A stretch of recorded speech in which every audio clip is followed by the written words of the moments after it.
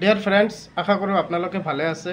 আপোনালোকে যদি এই ভিডিঅ'টো ইউটিউবত চাইছে তেন্তে মোৰ ইউটিউব চেনেলটো ছাবস্ক্ৰাইব কৰিব, লাইক কমেণ্ট শ্বেয়াৰ কৰিবলৈ নাপাহৰিব। আৰু যদি এই ভিডিঅ'টো ফেচবুকত চাইছে তেন্তে মোৰ ফেচবুক পেজটো লাইক কমেণ্ট শ্বেয়াৰ কৰিব। বলক ভিডিঅ'টো আৰম্ভ কৰোঁ। ডিয়াৰ ফ্ৰেণ্ডছ, PM কিষাণৰ হিতাধিকাৰীসকলৰ বাবে ভাল খবৰ। PM কিষাণ হিতাধিকাৰীসকলে 20 নং কিস্তিৰ টকা কেতিয়া পাব আৰু চিন্তা কৰিব নালাগে, দিন তাৰিখ আহি গ'ল।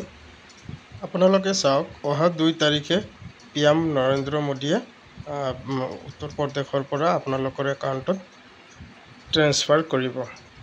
চাওক, এইটো মই কোৱা কথা নহয়, ভাৰত চৰকাৰৰ ৱেবছাইটৰ ফালৰ পৰাই কোৱা কথা।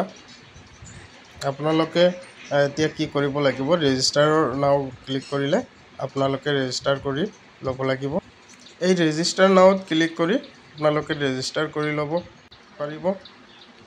আপুনি 20 নং কিস্তিৰ টকা পাবনে নাই এইটো চাবৰ কাৰণে আপুনি ব্ৰাউজাৰত যাব, তাত গুগল চাৰ্চ কৰিব।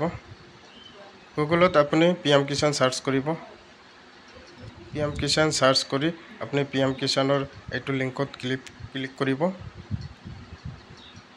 ক্লিক কৰাৰ পিছত আপোনাৰ সন্মুখত ইণ্টাৰফেচ আহিব। এইটো নেট অলপ শ্ল' হৈ আছে। এইটো ইণ্টাৰফেচ অহাৰ পিছত আপুনি আপোনাৰ ষ্টেটাছটো চাব লাগিব। ষ্টেটাছ চাবৰ কাৰণে আপুনি ন' ইয়ৰ ষ্টেটাছত ক্লিক কৰিব লাগিব। ন' ইয়ৰ ষ্টেটাছত ক্লিক কৰাৰ পিছত আপোনাৰ সন্মুখত এইটো ইণ্টাৰফেচ আহিব।